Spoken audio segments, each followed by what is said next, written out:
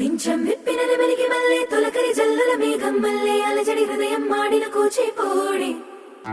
రంగుల దిద్దిన బొమ్మకు మల్లె కవితలు వద్దిన పుస్తకమల్లె సంతోషంలో ముద్దుగా ఈ అమ్మాడి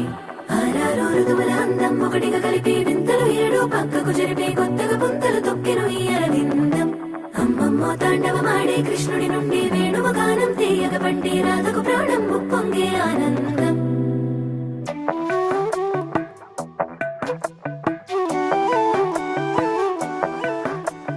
మధురము కదా ప్రతొక నడక నీతో కలిసేలా తరగని కథ మనదే కనుక మనసు మురిసినిలా ఉసురేమో